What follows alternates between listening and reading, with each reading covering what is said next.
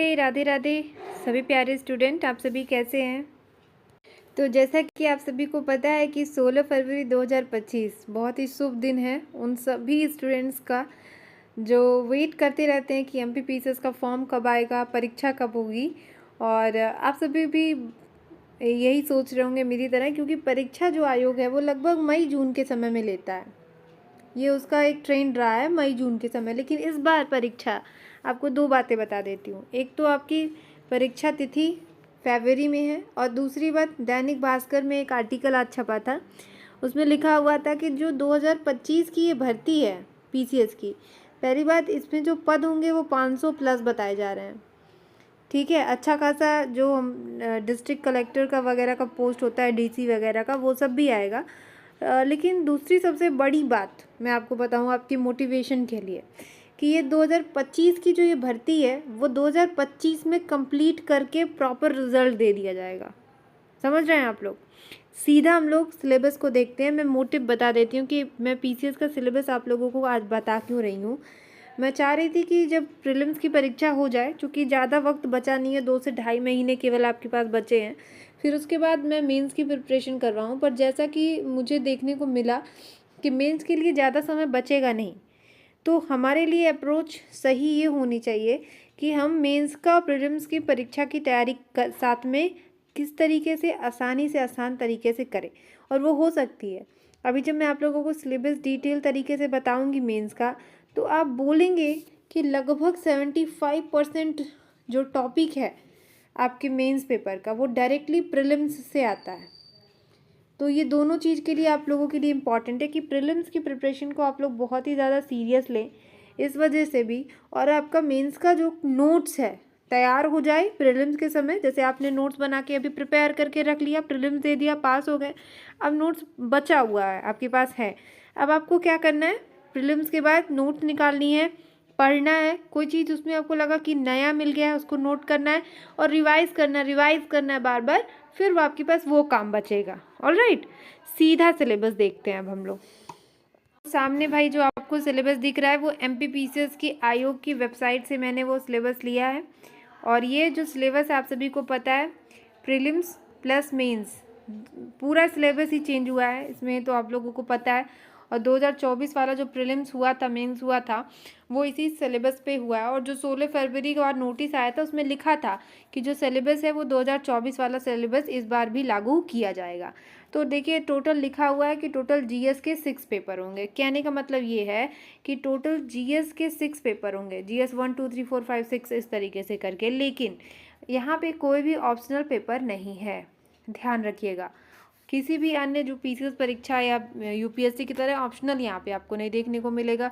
विषय सभी हैं, भूगोल, विज्ञान, नागरिक शास्त्र, समाजशास्त्र, तकनीकी, है ना, सभी सब्जेक्ट आपको मिलेंगे।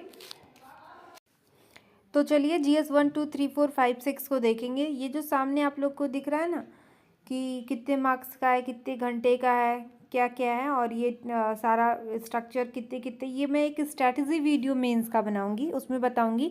इसमें एक एक अक्षर सिलेबस का आप लोग को मैं पढ़ा देती हूँ। देखिए सिलेबस बहुत बड़ा है, ये देखिए पूरा सिलेबस है, कई पन्नों में सिलेबस है।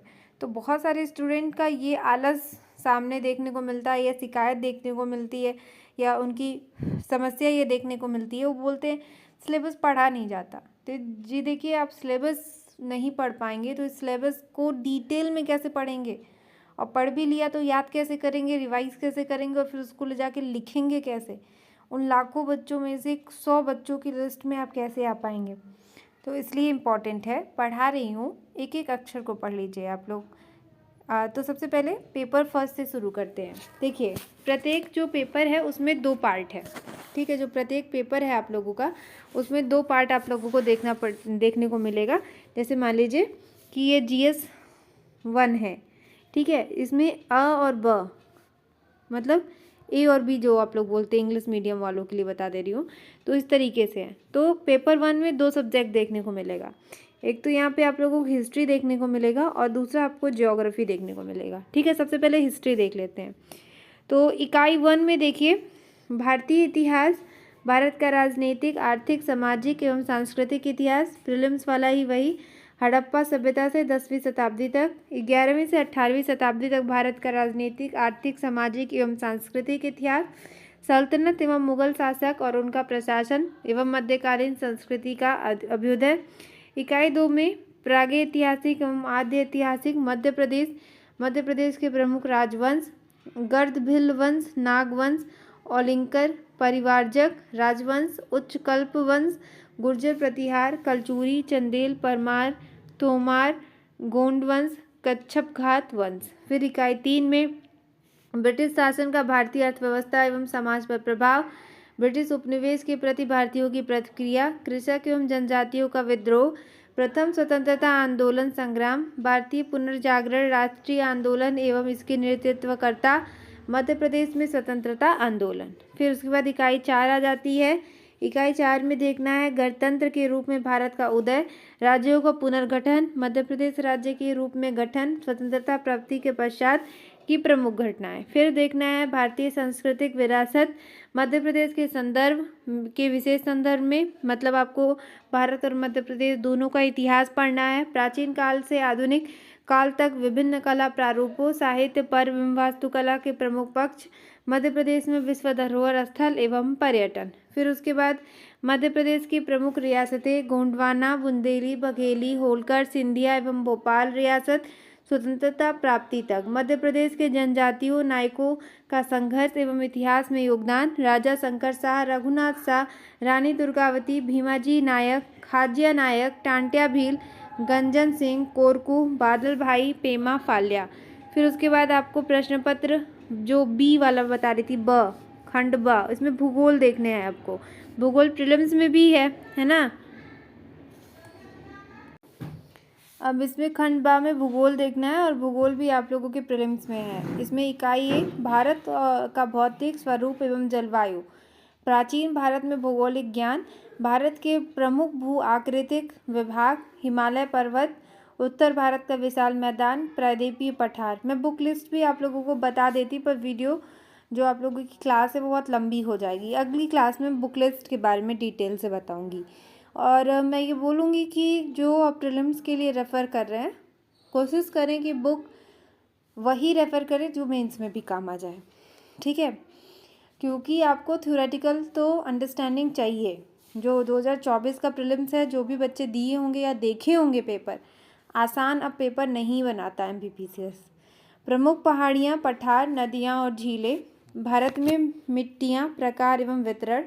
जलवायु, ऋतुएं, तापमान, मानसून की उत्पत्ति, ऊपरी वायु परिसंचरण, जेट स्ट्रीम। जलवायु घटनाएं, अल नीनो, ला नीना, दक्षिणी दोलन, पश्चिमी विक्षोभ, हिंद महासागर, द्विध्रुव। जलवायु परिवर्तन के परिणाम। फिर उसके बाद इकाई 2 आ जाता है, जिसमें कृषि एवं जल संसाधन को पढ़ना है। कृषि, प्रमुख फसलें, श्री अन्न, मोटे अनाज, उनका उत्पादन और वितरण। सिंचाई, जिसमें सिंचाई तकनीकी के प्रकार, सिंचाई के स्रोत और बहुउद्देशीय परियोजनाएं। खाद्य सुरक्षा, हरित क्रांति, द्वितीय हरित क्रांति और सतत कृषि के लिए रणनीतियाँ।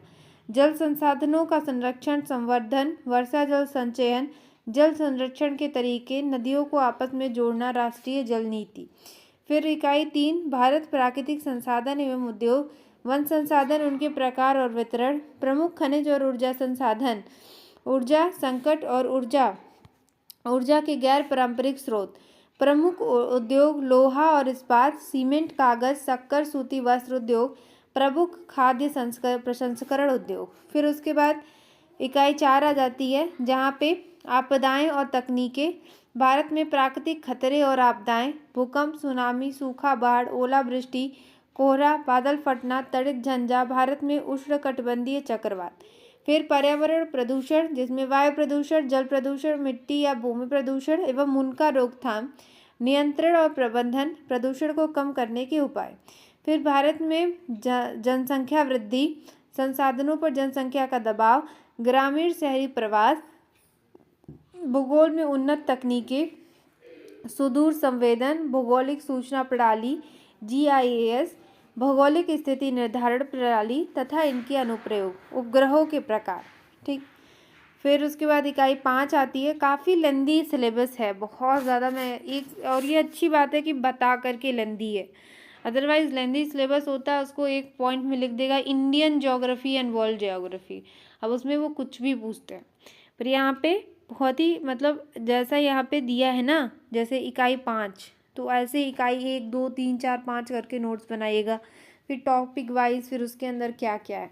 तो इकाई 5 में मध्य प्रदेश का भूगोल, तो इसमें प्रमुख भू आकृतिक भौतिक विभाग, मालवा का पठार, मध्य भारत का पठार, बुंदेलखंड पठार, विंध्याचल श्रेणी, बघेलखंड पठार, नर्मदा सोन घाटी, सतपुड़ा श्रेणी। फिर प्रमुख नदियाँ और उनकी सहायक नदियाँ, जलवायु, ऋतुएं, तापमान, वर्षा, मध्य प्रदेश की। फिर उसके बाद यहाँ पे मध्य प्रदेश की मिट्टियाँ, प्रकार एवं वितरण, मृदा अपर्दन एवं मृदा संरक्षण, प्राकृतिक वनस्पति, वनों के प्रकार और वितरण, प्रमुख वनोपज, प्रमुख फसलें, सिंचाई एवं सिंचाई परियोजनाएं। फिर उसके बाद प्रमुख खनिज और ऊर्जा संसाधन, ऊर्जा के गैर पारंपरिक स्रोत, प्रमुख उद्योग, लघु एवं कुटीर उद्योग, जनसंख्या वृद्धि, वितरण और घनत्व, नगरीकरण। फिर उसके बाद आप लोग का सेकेंड पेपर आ जाता है जिसमें आप लोगों को पॉलिटी पढ़नी है। ठीक है, एक चीज़ जो आपने पीछे ज्योग्राफी देखा है वहाँ पे मैं आप लोगों को बता दूं कि ज्योग्राफी में ना ही प्रीलिम्स में ना ही मेंस में आप लोगों को कहीं पे भी जो है वो कह सकते हैं कि वर्ल्ड ज्योग्राफी नहीं पढ़नी है। बहुत बड़ा रिलीफ है, मैं आपको बताऊं, भारत की ज्योग्राफी से पढ़ के और मध्य प्रदेश की सिर्फ ज्योग्राफी पढ़ के आपका पेपर कंप्लीट हो जाएगा। बहुत ज़्यादा नहीं तो अगर विश्व का जो भूगोल पढ़ना पड़ता वर्ल्ड ज्योग्राफी तो काफ़ी लेंदी हो जाता। हालांकि वो होता तो मैं पढ़ाती, लेकिन यहाँ है नहीं, तो हम लोग सिर्फ इंडियन ज्योग्राफी और मध्य प्रदेश की ज्योग्राफी को पढ़ेंगे। बहुत ही जल्दी क्लासेस स्टार्ट होने वाली हैं।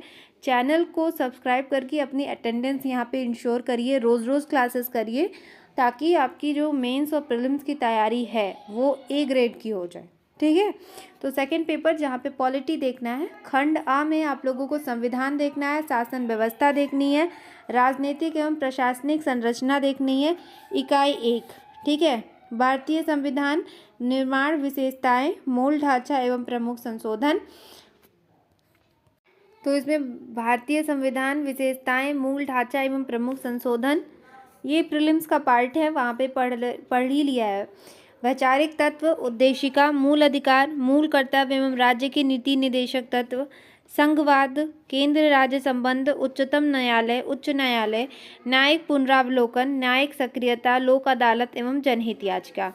फिर इकाई 2 आप लोगों को देखनी है, जहाँ पे इकाई 2 में क्या है, भारत निर्वाचन आयोग, नियंत्रक एवं महालेखा परीक्षक, संघ लोक सेवा आयोग, मध्य प्रदेश लोक सेवा आयोग एवं नीति आयोग। फिर उसके बाद भारतीय राजनीति में जाति, धर्म, वर्ग, निर्जातीयता, भाषा एवं लिंग की भूमिका, भारतीय राजनीति में राजनीतिक दल एवं मतदान व्यवहार, सिविल सोसाइटी एवं जन आंदोलन, राष्ट्रीय अखंडता एवं सुरक्षा से जुड़े हुए मुद्दे।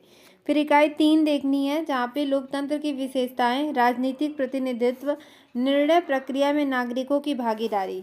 फिर समुदाय आधारित संगठन, सीबीओ, गैर सरकारी संगठन, एनजीओ और स्व सहायता समूह, एसएचजी, मीडिया की भूमिका एवं समस्याएं, इलेक्ट्रॉनिक, प्रिंट एवं सोशल मीडिया, भारतीय राजनीतिक विचारक, कौटिल्य देवी अहिल्याबाई होलकर, महात्मा गांधी, जवाहरलाल नेहरू, सरदार भाई वल्लभ भाई पटेल, राम मनोहर लोहिया, डॉक्टर भीमराव अंबेडकर, पंडित दीनदयाल उपाध्याय, जयशंकर नारायण, जयप्रकाश नारायण। तो इन सब जो पर्सनालिटी यहाँ पे दिए हुए हैं इनके बारे में सभी प्रकार के जो फैक्ट हैं वो और जो इनके फिलॉसफी है उसको पढ़ना पड़ेगा।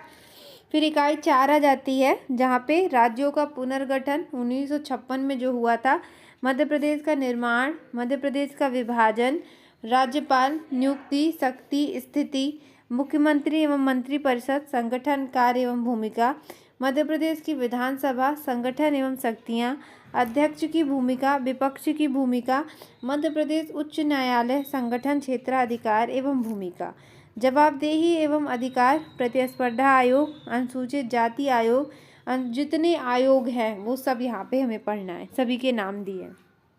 फिर इकाई 5 आ जाती है, जहाँ पे मध्य प्रदेश का प्रशासन, सचिवालय, मुख्य सचिव, सचिव तथा आयुक्त, मध्य प्रदेश में जिला प्रशासन, जिलाधीश की भूमिका क्या होती है, मध्य प्रदेश में ग्रामीण स्थानीय स्वशासन कैसा है, पंचायती राज संगठन एवं शक्तियाँ, शहरी स्थानीय स्वशासन संगठन एवं शक्तियाँ। स्थानीय स्वशासन में वित्त, नौकरशाही एवं स्वायत्तता का महत्व। मध्य प्रदेश का राजनीतिक परिदृश्य, जनजातीय पिछड़े एवं वंचित वर्ग का उत्थान एवं नक्सली समस्या से जुड़े मुद्दे। मध्य प्रदेश की राजनीति में महिलाओं का योगदान। मध्य प्रदेश की राजनीति में समसामयिक मुद्दे कौन कौन से हैं? तो आप लोग मुझे एक चीज़ और बताइएगा कि जो प्रीलिम्स का पेपर है, कितने लोगों ने प्रीलिम्स के पेपर जो प्रीलिम्स के सिलेबस का वीडियो है मैंने बनाया है, जो क्लास दी है आप लोगों को, कितने लोगों ने देखा, पढ़ा है?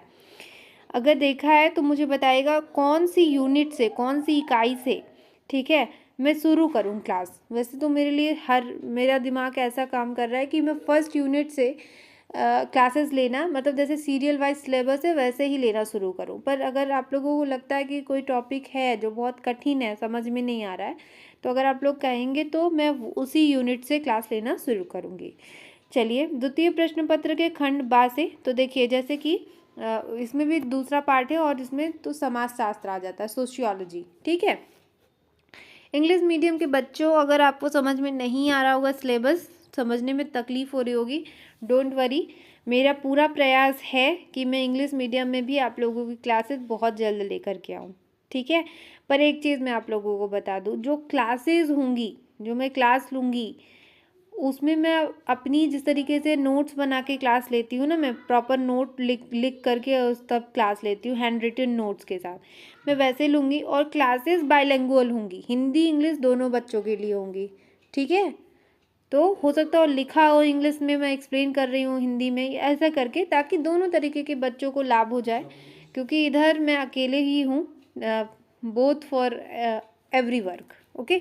चले, इकाई द्वितीय प्रश्न पत्र में समाजशास्त्र है। इकाई 1 में समाजशास्त्र की आधारभूत अवधारणा, जहाँ पे समाज की भारतीय संकल्पना, कुटुंब, परिवार, नातेदारी, वंश, गोत्र, परंपरा, समुदाय, संस्था, संघ, संस्कृति, मानदंड एवं मूल्य। फिर सामाजिक समरसता के तत्व, सभ्यता एवं संस्कृति की अवधारणा, भारतीय संस्कृति की विशेषताएं। फिर उसके बाद सामाजिक संस्थाएं, परिवार, शिक्षा, धर्म, वर्ण, ऋण, यज्ञ, संस्कार, अनुष्ठान, विभिन्न संदर्भ, जाति व्यवस्था, आश्रम, पुरुषार्थ, समाज और विवाह पर धर्म और संप्रदाय का प्रभाव। फिर उसके बाद इकाई 2, जिसमें भारतीय समाज में विविधता और चुनौतियाँ, भारतीय समाज की संकल्पना, भारत के लोग विविधता में एक। चूँकि आप लोगों का सिलेबस बहुत बड़ा है, इसलिए क्लास बड़ी होगी, बी पेशेंट, ठीक है, पेशेंस बना करके बिल्कुल रखिएगा, क्योंकि मुझे एक भी टॉपिक छोड़ना नहीं है, every topic I will explain. फिर उसके बाद भारतीय समाज की संकल्पना, भारत के लोग विविधता में एकता, सांस्कृतिक विविधता, क्षेत्रीय, भाषाई, धार्मिक और जनजाति, अपराध का बदलता परिदृश्य, नशीली दवाओं का लत, आत्महत्या, साइबर अपराध, महिलाओं के प्रति अपराध एवं घरेलू हिंसा, वर्तमान बहस, भारत में परंपरा एवं आधुनिकता, राष्ट्र निर्माण की समस्या, धर्मनिरपेक्षता, बहुलवाद एवं राष्ट्र निर्माण। फिर इकाई 3 में आप लोगों को देखना है ग्रामीण एवं नगरीय समाजशास्त्र, जिसमें ग्रामीण समाज के अध्ययन के उपागम, ग्रामीण शहरी अंतर, ग्रामीणवाद और नगरवाद, किसान अध्ययन 73वें संशोधन से पहले और बाद में, पंचायती राज व्यवस्था, ग्रामीण नेतृत्व, गुटबाजी, लोक सशक्तिकरण। फिर ग्रामीण विकास के सामाजिक मुद्दे और रणनीतियाँ, बंधुआ एवं प्रवासी मजदूर, ग्रामीण समाज के में बदलाव के रुझान। फिर नगरीय समुदाय की विशेषताएं, नगरीय समुदाय में परिवर्तन, नगरीकरण के कारण एवं प्रभाव। फिर उसके बाद नगर नियोजन की अवधारणा, नगर नियोजन को प्रभावित करने वाले कारक, भारत में नगरीय प्रबंधन की समस्याएं। फिर इकाई 4 में आप लोगों को देखना है औद्योगिकरण, वैश्वीकरण, सामाजिक विकास और जनसंख्या, जिसमें भारत में औद्योगिकरण और सामाजिक परिवर्तन, परिवार शिक्षा स्तरीकरण पर प्रभाव, औद्योगिक समाज में वर्ग एवं वर्ग संघर्ष। फिर वैश्वीकरण की चुनौतियाँ, समाजशास्त्र का भारतीयकरण, शिक्षा का निजीकरण, सामाजिक संरचना और विकास, सुविधा प्रदाता अवरोधक विकास और सामाजिक आर्थिक असमानताएं, ठीक।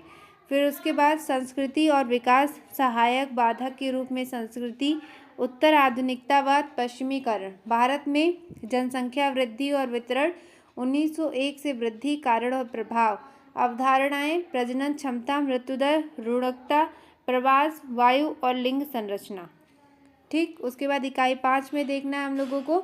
इकाई 5 में मानव संसाधन विकास और सामाजिक कल्याण की योजनाएं, जिसमें राष्ट्रीय शिक्षा नीति 2020, विजन, सिद्धांत, स्कूल शिक्षा, ये नई टॉपिक जुड़ी है।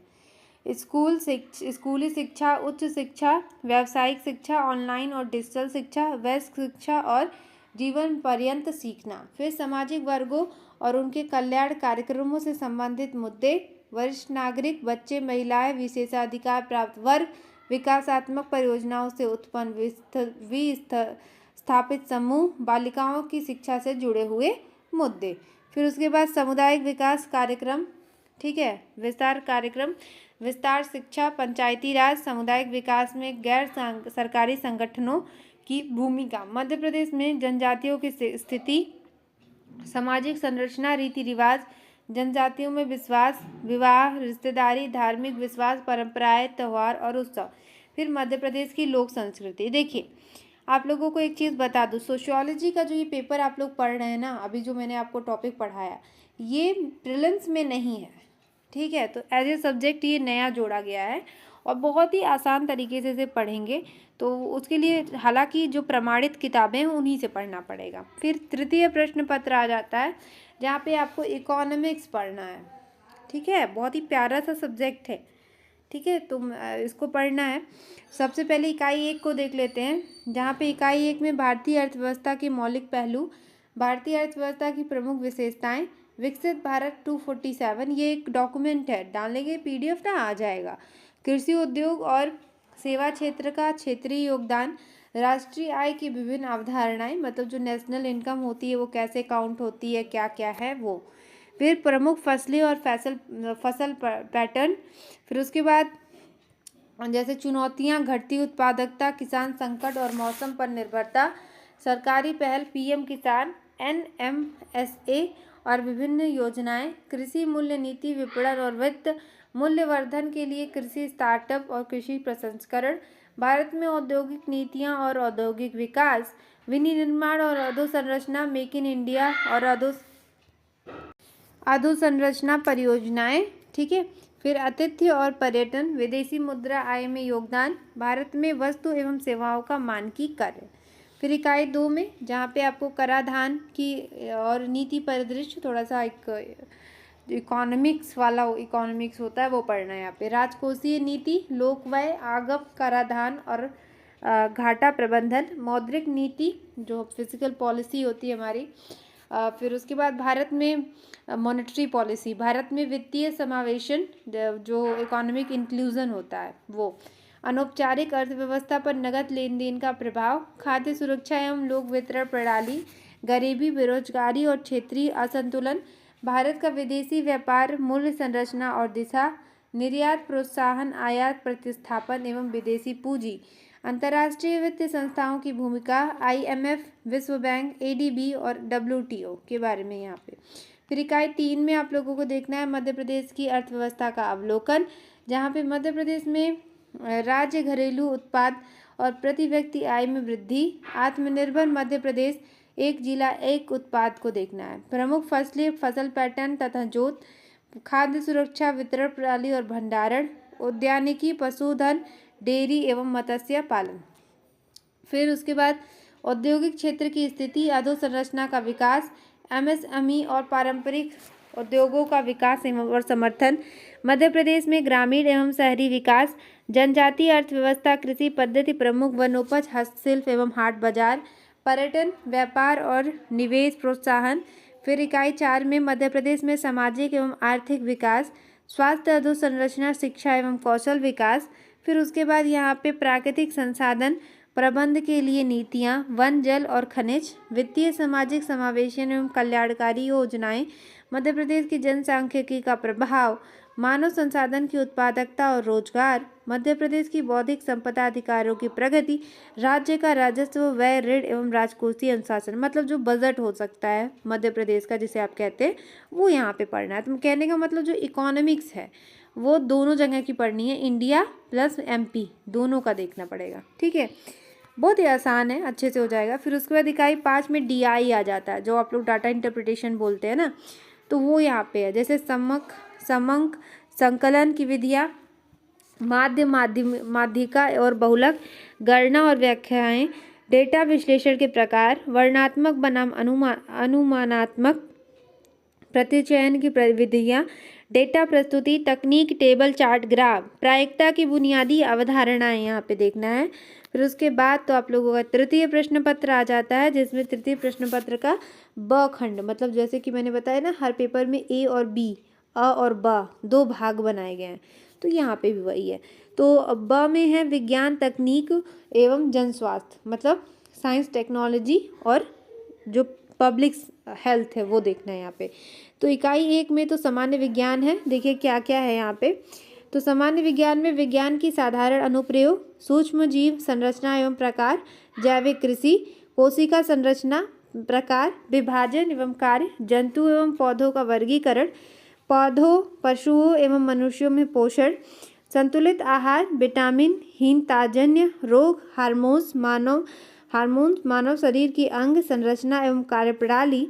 फिर उसके बाद आप लोगों को देखना है जैव प्रौद्योगिकी, जिसमें परिभाषा, स्वास्थ्य और चिकित्सा, कृषि, उद्यानिकी, पशुपालन, उद्योग और पर्यावरण जैसे क्षेत्रों में उपयोग, एथनोबायोलॉजी के अनुप्रयोग, प्राचीन समय में आर्यभट्ट, बारहमहीर, ब्रह्मगुप्त एवं भास्कर प्रथम एवं द्वितीय द्वारा खगोल शास्त्र में योगदान, प्राचीन एवं आधुनिक भारतीय वेधशालाओं से संबंधित प्रारंभिक जानकारी, बौद्धिक संपदा के अधिकार एवं patent, TRIMS.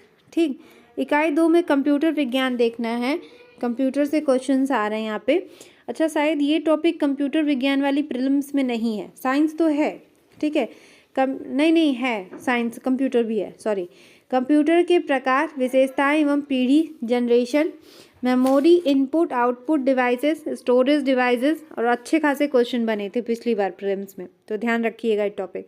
Software, hardware, operating system, Windows, Microsoft office के उपयोग, कंप्यूटर की भाषाओं का सामान्य ज्ञान, C++, जावा, ट्रांसलेटर, इंटरप्रेटर तथा असेंबलर, इंटरनेट एवं email, social media, e governance. फिर उसके बाद कृत्रिम बुद्धिमत्ता का आधारभूत ज्ञान, क्लाउड कंप्यूटिंग, विभिन्न उपयोगी पोर्टल, वेबसाइट और वेब पेजेस। फिर उसके बाद गणितीय विज्ञान, जिसमें आपको संख्या एवं इसके प्रकार, इकाई मापन की विधियाँ, समीकरण एवं गुणनखंड, लाभ हानि, प्रतिशत, साधारण, चक्रवृद्धि ब्याज, अनुपात, समानुपात, ज्यामिति, आकृतियों का क्षेत्रफल एवं पृष्ठीय क्षेत्रफल। तो इतना मैथ तो आपको आना चाहिए। यहाँ पे जो दिखा हुआ है कुछ गिने चुने 2 लाइन में सिलेबस है, तो अगर मैथ कमज़ोर है तो सबसे पहले इस टॉपिक को कवर कर लीजिए, क्योंकि प्रीलिम्स में हो सकता हो आप, वैसे माइनस मार्किंग नहीं है तो सवाल तो नहीं छोड़ेंगे, लेकिन अगर एक भी सवाल 2 सवाल छूट गया तो चलिए चांसेस हैं, लेकिन मेंस में सवाल अगर छूट गया तो फिर कोई चांस नहीं है, क्योंकि mains is all about how much you write, कितना आप लिख सकते हैं, कितना आप लिख करके आए हैं, मेंस इसी के बारे में है। इकाई 3 में आयुष, आयुर्वेद, योग, प्राकृतिक चिकित्सा, यूनानी, सिद्धा, सोवा, रिगपा, होम्योपैथिक चिकित्सा पद्धतियों का मूल सिद्धांत। फिर one nation one health system policy 230, फिर 2030 तक, आयुर्वेद, त्रिदोष, पंच महाभूत, आकाश, वायु, अग्नि, जल, पृथ्वी, दिनचर्या, ऋतुचर्या, पंचकर्म की प्रारंभिक जानकारी, जैविक घड़ी। फिर केंद्र, राज्य, जिला एवं ग्राम स्तर पर आयुष सहित स्वास्थ्य प्रशासन, राष्ट्रीय स्वास्थ्य नीति, NHP एवं इसके आयुर्वेद के क्षेत्र। फिर उसके बाद देखना है योग, पंचकोश सिद्धांत, अष्टांग योग, षटकर्म, मुद्रा की प्रारंभिक जानकारी, प्राकृतिक चिकित्सा, मिट्टी चिकित्सा, धूप सेवन, जल चिकित्सा के चिकित्सीय प्रभाव एवं प्रकार, षोडश संस्कार, नामकरण, निष्क्रमण, कर्णवेद आदि का सामान्य ज्ञान एवं इनका वैज्ञानिक महत्व। फिर उसके बाद इकाई 4 में देखना है राष्ट्रीय स्वास्थ्य कार्यक्रम, जितने भी राष्ट्रीय स्वास्थ्य कार्यक्रम हैं सारे यहाँ पे एक साथ हैं, सबको डिटेल तरीके से पढ़ना है। फिर उसके बाद स्वच्छ भारत मिशन, आयुष्मान भारत योजना, राष्ट्रीय स्वास्थ्य मिशन, NRHM और NUHM, मध्य प्रदेश की मातृ मृत्यु दर, विभिन्न बायोमार्कर यथा हेमेटोलॉजी, बायोकेमिस्ट्री, सीरोलॉजी की सामान्य स्तर की जानकारी, प्राथमिक स्वास्थ्य देखभाल, जिसमें आपको PSC, CHC और प्राथमिक स्वास्थ्य देखभाल का सिद्धांत, स्वास्थ्य देखभाल का स्तर, उपकेंद्र एवं ग्राम स्तर पर प्राथमिक स्वास्थ्य देखभाल की संरचना, प्राथमिक स्वास्थ्य देखभाल केंद्र, सामुदायिक स्वास्थ्य केंद्र और ग्रामीण चिकित्सालयों के स्तर। फिर इकाई 5 में देखना है भारतीय परंपरा और संस्कृति एवं पर्यावरण की अवधारणा, जनपदोध्वंस, वायु जल तेज काल की विकृतियाँ। फिर उसके बाद आपको मानव गतिविधियों का पर्यावरण पर प्रभाव, पर्यावरण से संबंधित नैतिकता और मूल्य, जैव विविधता विशेष रूप से मध्य प्रदेश के संदर्भ में, पर्यावरण प्रदूषण, जलवायु परिवर्तन, लुप्त प्राय एवं विलुप्त प्रजातियाँ। फिर उसके बाद पर्यावरण शिक्षा, सार्वजनिक जन जागरूकता के कार्यक्रम, पर्यावरण शिक्षा एवं उसका स्वास्थ्य एवं सुरक्षा से संबंध। फिर उसके बाद आप लोगों को देखना है पर्यावरण अनुकूल प्रौद्योगिकी, पर्यावरण संरक्षण के संवैधानिक प्रावधान, पर्यावरण संरक्षण नीतियाँ एवं नियामक ढांचा, पर्यावरण संरक्षण में मध्य प्रदेश की जनजातियों की भूमिका, बैगा, सहरिया, भारिया, भील, गोंड इत्यादि, ठोस अपशिष्ट प्रबंधन, नगरीय और औद्योगिक अपशिष्ट के कारण प्रभाव एवं नियंत्रण, स्वच्छता सर्वेक्षण अभियान, उद्देश्य, विभिन्न चरण, उपलब्धियां तथा भविष्य। फिर इसके बाद जन संरक्षण के क्षेत्र में किए जाने वाले विभिन्न प्रयास। फिर यहाँ पे आपको चतुर्थ प्रश्न पत्र में खंड अ देख लीजिए, जहाँ पे दर्शन शास्त्र, मनोविज्ञान, लोक प्रशासन एवं केस स्टडी देखना है। भारतीय सर दर्शन, दार्शनिक विचारक, सामाजिक सुधारक। भारतीय सर दर्शन, सुकरात, प्लेटो, अरस्तु, महावीर, बुद्ध, आचार्य शंकर, चावार्क, भर्तृहरि, गुरु नानक, कबीर, तुलसीदास, संत रविदास। फिर उसके बाद रविन्द्रनाथ टैगोर, राजा राम मोहन राय, देवी अहिल्याबाई होलकर, सावित्रीबाई फूले, स्वामी दयानंद सरस्वती, स्वामी विवेकानंद, महर्षि अरविंद, सर्वपल्ली राधाकृष्णन, डॉक्टर भीमराव अंबेडकर, पंडित दीनदयाल उपाध्याय। फिर इकाई 2 जिसमें आप लोगों को राष्ट्र निर्माण एवं नैतिक अवधारणाएं, राष्ट्र की अवधारणा, शक्ति एवं घटक, राष्ट्रीय सुरक्षा हित एवं चरित्र, राष्ट्रीय सुरक्षा संचालन, सशस्त्र सैन्य बल, अंग एवं प्रकार तथा गुप्तचर एजेंसियां। फिर उसके बाद मूल नैतिक अवधारणाएं, शुभ, सद्गुण, अहिंसा, उत्तरदायित्व, भगवत गीता का नीति शास्त्र एवं प्रशासन में उसकी भूमिका। बहुत नई टॉपिक है भाई, बहुत इम्पॉर्टेंट है, इसको अच्छे से कवर करना पड़ेगा। कितने लोग एक्साइटेड हैं कि क्लासेस कब से मैं शुरू करूं? बहुत देर हो रहा है। जिस दिन ये आज सिलेबस कंप्लीट कर दूंगी और यूनिट 1 का नोट्स प्रिपेयर करके कोशिश करूंगी कल परसों से क्लासेस शुरू कर दूं, ठीक है। जितने ज़्यादा आप एक्साइटेड हैं, जितने ज़्यादा आप तैयारी को लेकर के बिल्कुल मोटिवेटेड हैं, मैं भी उतनी ही मोटिवेटेड हूँ, ठीक है। चलिए इकाई 3 देख लीजिए, मानवीय व्यवहार एवं मनोचिकित्सा, मनोवृत्ति, विषय वस्तु, तत्व, प्रकार, मनोवृत्ति का निर्माण, मनोवृत्ति में परिवर्तन, प्रबोधक, संप्रेषण, पूर्वाग्रह तथा भेदभाव, भारतीय संदर्भ में रूढ़िवादिता। फिर उसके बाद अभिक्षमता, अभिक्षमता एवं लोक सेवा हेतु आधारभूत मूल्य, सत्यनिष्ठा, निष्पक्षता एवं असमर्थकवादी, वस्तुनिष्ठता, लोक सेवा के प्रति समर्पण, समानुभूति, सहिष्णुता एवं कमजोर वर्गों के प्रति संवेदना, सांवेगिक बुद्धि जिसमें संप्रत्यय, शासन प्रशासन में इसकी उपयोगिता एवं अनुप्रयोग। फिर उसके बाद व्यक्तिगत भिन्नताएं, कारक, सिद्धांत एवं व्यवहार भिन्नताएं, मनोविकार एवं मनोचिकित्सा, अवसाद, सामाजिक दुश्चिंता, मनोविकार, सिज्नोफ्रेनिया, सामाजिक दुर्वृत्ति, दुर्ध्रुवी मनोविकार, मनोचिकित्सा, व्यक्ति केंद्रित चिकित्सा, व्यवहार चिकित्सा, तर्कसंगत भावनात्मक व्यवहार चिकित्सा, संज्ञानात्मक व्यवहार चिकित्सा, सकारात्मक चिकित्सा एवं पारिवारिक चिकित्सा। देखिए जिस तरीके से समाज में मनोविकृति वगैरह बढ़ जा रही है, सिलेबस ने बहुत ज़्यादा समाज को ऐसा स्टडी करके टू द पॉइंट सिलेबस बनाया ताकि वो जो ऑफिसर्स अपॉइंट कर रहा है वो असल में समाज को समझने वाला हो। ऐसा नहीं कि वो कह दे कि कागज़ में लिखा हुआ है ये तो यही होगा, ठीक है। चलिए इकाई 4 को देख लेते हैं, लोक प्रशासन में नैतिक मूल्य। तो बेसिकली जो आप लोग यूपीएससी में इथिक्स का पेपर पढ़ते हैं वो है ये, ठीक है। मोर और लेस ज़्यादा ही है, कम नहीं है वहाँ से। चलिए, मानवीय आवश्यकता एवं अभिप्रेरण। मानव व्यक्तित्व को प्रभावित करने वाले विभिन्न तत्व: कर्तव्यपरायणता, मूल्यबोध, जीवन मूल्य, संवेदनशीलता, टेक्नोलॉजी एवं नैतिक मूल्य। लोक प्रशासन में नैतिक सद्गुण एवं मूल्य। प्रशासन में नैतिक तत्व: सत्यनिष्ठा, उत्तरदायित्व एवं पारदर्शिता। नैतिक तर्क एवं नैतिक दुविधा तथा नैतिक मार्गदर्शन के रूप में अंतरात्मा।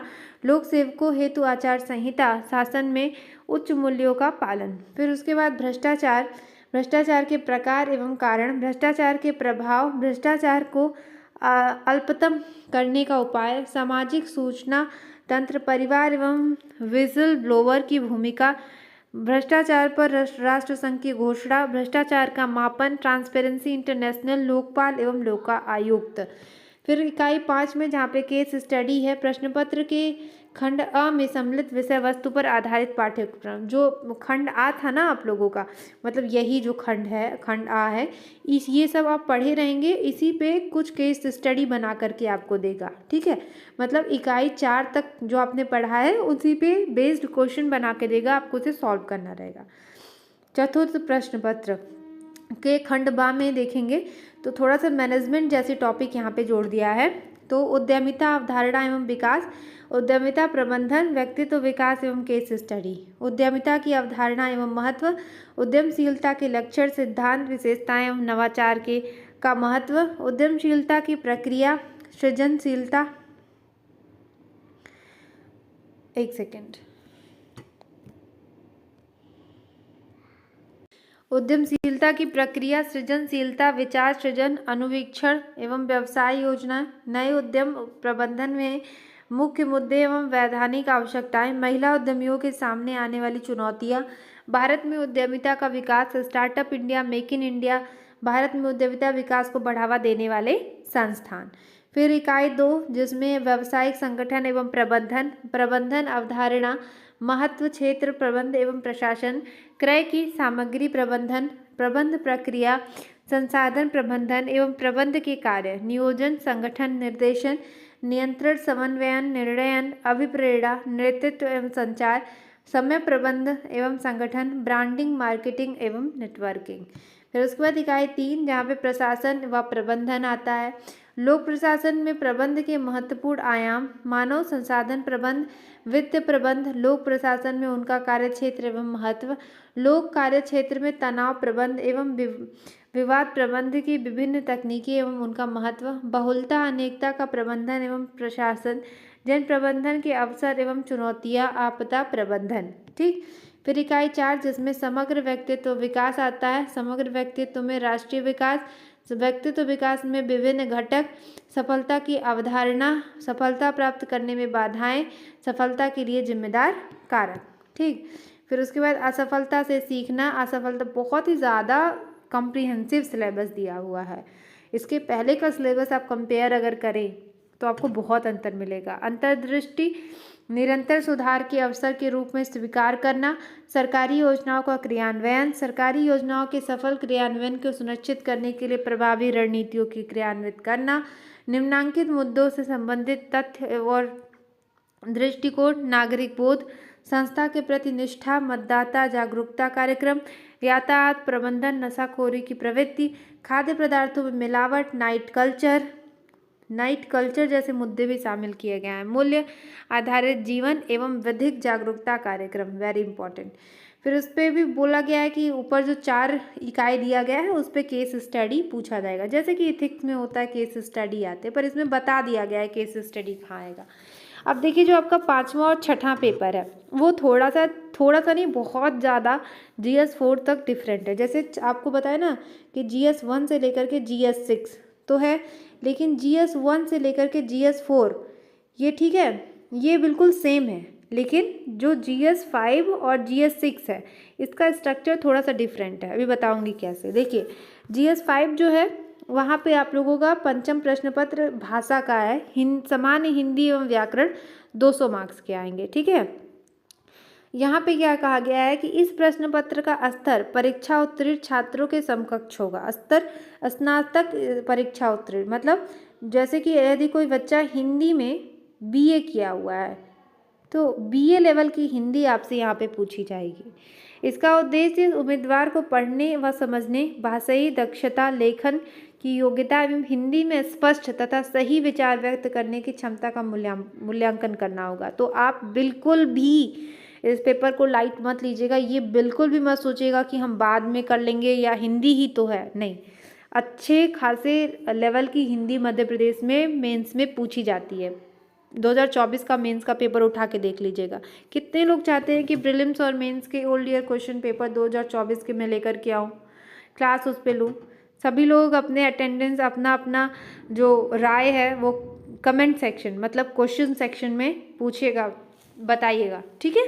जो भी कोई क्वेश्चन हो आपको ना, कमेंट सेक्शन जिसको मैं क्वेश्चन सेक्शन बोलती हूँ, वहाँ पे पूछ लिया कीजिए। 101% मुझे जैसे ही दिखता है मैं सबके सवालों का जवाब जरूर दूंगी, ठीक है। तो चलिए देखते हैं हिंदी का जो स्ट्रक्चर है वो आएगा कैसे। तो इसमें लघु उत्तरीय प्रश्न जो हैं निर्धारित संपूर्ण पाठ्यक्रम के अंतर्गत पूछे जाएंगे। जो नीचे अभी सिलेबस दिया जाएगा, ये देखिए नीचे जो सिलेबस दिया गया है उसी के अनुरूप पूछा जाएगा। तो लघु उत्तरीय प्रश्न जो होगा वो 25 प्रश्न होंगे 3-3 मार्क्स के। 25 प्रश्न होंगे 3-3 मार्क्स के, 75 नंबर तो यहीं से मिलेगा। फिर उसके बाद रस और छंद से 5-5 नंबर के 2 क्वेश्चन आएंगे 10 नंबर के, ठीक है। फिर अनुवाद वाक्यों का हिंदी से अंग्रेजी में करना रहेगा, वाक्य का अनुवाद 5 मार्क्स के 3 क्वेश्चन, और अंग्रेजी से हिंदी में 5 मार्क्स के 3 क्वेश्चन। फिर प्रशासनिक मानक शब्दों के अर्थ, कोई शब्द दे देगा उसका अर्थ बताना रहेगा। तो ऐसे 5 क्वेश्चन रहेंगे 1-1 मार्क्स के, ठीक है। तो टोटल 10 नंबर का। संधि एवं समास, संधि और समास पूछा जाएगा, 5-5 प्रश्न आएंगे 2-2 नंबर के। फिर उसके बाद प्रारंभिक व्याकरण एवं शब्दावलियाँ, जिसमें प्रत्येक प्रश्न के 2 अंक होंगे। जैसे ये जो है ना प्रारंभिक व्याकरण, यहाँ से 2-2 प्रश्न बनेंगे। विराम चिन्ह से 2 प्रश्न, शब्द विशक्तियों से, विलोम शब्द से, अनेक शब्दों के लिए 1 शब्द, तत्सम एवं तद्भव, पर्यायवाची शब्द, शब्द युग्म, वर्तनी शोधन, वाक्य संरचना एवं शब्दार्थ, ठीक। फिर पल्लवन से आएगा क्वेश्चन 5 नंबर का, जिसमें रेखांकित अथवा दी गई पंक्तियों का भाव। पल्लवन मतलब क्या होता है? एक होता है ना पल्लवन मतलब होता है, जैसे मान लीजिए आपको एक लाइन में कोई चीज़ लिखी हुई है, आपको उसको 10 लाइन में लिख के एक्सप्लेन करके बताना होता है, एक्सप्लेनेशन। और एक होता है ना कि ज़्यादा लाइन में लिखा होता है उसका कम लाइन में, जिसको कहते हैं सारांश लेखन, ठीक है। मध्य प्रदेश की प्रमुख बोलियां मालवी, निमाड़ी, बघेली और बुंदेली से मतलब 3-3 नंबर के 12 नंबर के प्रश्न आएंगे। अपठित गद्यांश से 18 नंबर के सवाल आएंगे, 200 नंबर इस तरीके से। अब सिलेबस देख लीजिए क्या है। अब जैसे ये जो पेपर था ना 5वां, तो इसमें क्या बोला, सामान्य हिंदी एवं व्याकरण पंचम पेपर हो गया। अब हम लोग 6वां पेपर देख ले रहे हैं। देखिए ये आप लोगों का लास्ट पेपर है, 6 पेपर, जिसे निबंध का पेपर कहते हैं, निबंध का पेपर। लेकिन ध्यान रखिए, आप चाहे इंग्लिश मीडियम के छात्र हो या हिंदी मीडियम के, आपको निबंध हिंदी में लिखना है। और प्रारूप लेखन, प्रारूप लेखन मतलब जैसे आपको लेटर राइट करना होता है ना, या फिर जैसे सूचना कोई देने वाला होता है, पत्र लेखन होता है, तो उस तरीके का प्रारूप लेखन लिखने को दिया जाएगा। अब देखिए निबंध के बारे में जो यहाँ बात किया जा रहा है, तो जो पहला निबंध होगा पेपर में कितने निबंध होंगे, तो देखिए अभी पहला बता रहा है, पहला निबंध जो होगा वो 1000 शब्दों का होगा, जिसमें क्षेत्रों से पूछा जा सकता है। अब इतना अच्छा MPBCS ने कर दिया है और बता दिया है कि देखिए ये इतनी टॉपिक है जहाँ से हम सवाल अपने निबंध में पूछेंगे, इधर उधर से नहीं, UPSC की तरह नहीं, या किसी अन्य और भी PCS में है ना, सिर्फ लिख दिया ऐसे पूछा जाएगा, अंग्रेजी में चाहे हिंदी में आप लिखिए। लेकिन यहाँ बताया हिंदी में लिखना है, लेकिन टॉपिक तय है, आपसे यहीं से पूछा जा सकता है। जैसे भारतीय ज्ञान विज्ञान, और ये मैं आपको बताऊं, जो बच्चा GS 4 तक अच्छे से तैयार किया है, ठीक है, वो बच्चा इस टॉपिक को कर लेगा, क्योंकि मोर और लेस सभी टॉपिक वही हैं। तो भारतीय ज्ञान विज्ञान परंपरा, विकसित भारत @247, आत्मनिर्भर भारत की संकल्पना, स्वर्णिम मध्य प्रदेश, अंतरिक्ष में भारत के बढ़ते कदम, मध्य प्रदेश का गौरवशाली इतिहास, पर्यावरण विज्ञान, धर्म अध्यात्म, विश्वग्राम की संकल्पना, शिक्षा में गुणवत्ता, राष्ट्रीय शिक्षा नीति 2020, परंपरागत कौशल आधारित व्यवसाय, आधुनिकीकरण, भूमंडलीकरण, उदारीकरण, कृत्रिम बुद्धिमत्ता, परंपरागत खेल, सांस्कृतिक विरासत, सभ्यता एवं संस्कृति, धार्मिक सांस्कृतिक सांस्कृतिक पर्यटन, युवा नीति, योग एवं स्वास्थ्य, ई मार्केटिंग, ई कॉमर्स, नेतृत्व एवं विकास सुशासन, नौकरशाही, लोकतंत्र में सिविल सेवाओं की भूमिका, जनजातीय विकास, स्वदेशी स्वभाषा, राष्ट्रीयता के विभिन्न मुद्दे, राष्ट्रीय एकता एवं सामाजिक समरसता, और इसके अलावा सामुदायिक जीवन, सामाजिक सरोकार, नवीनीकरण ऊर्जा, सतत विकास लक्ष्य, समावेशी विकास, ग्राहक जागरूकता। फिर उसके बाद सतत विकास लक्ष्य, समावेशी विकास, ग्राहक जागरूकता। फिर उसके बाद आज की आवश्यकता, मादक पदार्थों का सेवन एवं दुष्प्रभाव, घरेलू हिंसा, बाह्य एवं आंतरिक सुरक्षा के मुद्दे, व्यवसायगत सरलता, सोशल मीडिया का मानव जीवन पर प्रभाव, गौरवशाली भारतीय सांस्कृतिक, वसुधैव कुटुंबकम, मानवीय जीवन में संस्कार एवं जीवन मूल्य, one nation one health system policy 2030। लगभग 1000 शब्दों में लिखना है। इसके अलावा दूसरा जो निबंध आएगा, मतलब कहने का मतलब 2 निबंध आएगा। एक आपका 1000 शब्दों वाला आएगा, कितने मार्क्स का है यहाँ पे दिया है, तो टोटल ये 1000 शब्दों का है। मार्क्स यहीं पे कहीं दिया होगा, ये रहा, हाँ 50 नंबर का। 1000 शब्दों में लिखेंगे तो 50 नंबर मिलेगा। टॉपिक तय है, एक एक टॉपिक की नोट्स बनवाऊंगी मैं, ठीक है। क्लास में प्रेजेंट रहिएगा आप लोग, बस आप लोगों की ड्यूटी है। फिर द्वितीय निबंध, जहाँ पे समसामयिक समस्याएं एवं निदान, लगभग 500 शब्दों में 20 मार्क्स का मिलेगा। दूसरा निबंध समसामयिक मतलब करंट अफेयर में जो मुद्दे चल रहे हैं तो उसमें उसका समस्या क्या है, उसको सॉल्व कैसे करेंगे, इस पे वो टॉपिक होगा। और फिर मैं बता रही हूँ कि जितने इंपॉर्टेंट बड़े टॉपिक चल रहे हैं ना देश दुनिया में, उसी से पूछा जाएगा। फिर प्रारूप लेखन में जैसे शासकीय व अर्धशासकीय पत्र, ये भी मैं आपको बता दूंगी क्या फॉर्मेट होता है, कैसे कैसे लिखते हैं शासकीय अशासकीय पत्र। परिपत्र सर्कुलर जो जारी किया जाता है, प्रपत्र विज्ञापन आदेश, पृष्ठांकन, अनुस्मारक स्मरण पत्र, लगभग 250 शब्दों में 15 नंबर का ये आएगा। फिर उसके बाद प्रतिवेदन, जिसमें रिपोर्ट राइटिंग आती है। अधिसूचना जो नोटिफिकेशन निकाला जाता है, ये न्यूज़पेपर में आता है, आप लोग आइडिया लग जाएगा, मैं बताऊंगी भी आप लोगों को। ज्ञापन, मेमोरेंडम, टिप्पण लेखन, टिप्पण मतलब वो टिप्पणी लेखन नहीं होता, ये टिप्पण लेखन होता है, नोट जिसको बोलते हैं नोट राइटिंग, वो ये 15 नंबर का होगा। और इस प्रकार से 100 नंबर के ये क्वेश्चन आएगा, ठीक है।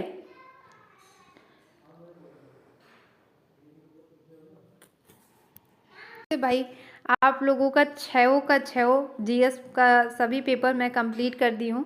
और आपको लग रहा होगा क्लास बड़ी है, पर कोई भी कितना भी जल्दी करने की कोशिश करेगा, सरल से सरल तरीका से सरल भाषा में मैंने आपको समझा दिया है। अब मैं स्ट्रैटेजी वीडियो लेकर के आऊँगी, आखिर इन जीएस के 6 पेपरों को आसानी से कैसे पढ़ा जाए, कैसे लिखा जाए। इसके बाद स्ट्रैटेजी वीडियो लेकर के आऊँगी, और क्लासेस का शेड्यूल कैसे होगा ना, मैं आप लोगों को इसी चैनल पे जो वो होता है ना पोस्ट वाला जो सेक्शन होता है वहाँ से बता दूंगी, या जो स्ट्रैटेजी वीडियो लाऊंगी वहाँ पे बता दूंगी। आपको क्या करना है, इस क्लास पे अपने आप को बिल्कुल प्रेजेंट करके रखना है, अपनी अटेंडेंस बना के रखना है। तो इसी के साथ आज की क्लास यहीं पे कंप्लीट होती है माय डियर स्टूडेंट। मुझे बहुत अच्छा लगता है कि मैं आप लोगों को पढ़ाती हूँ, आप सभी मेरे विद्यार्थी हैं।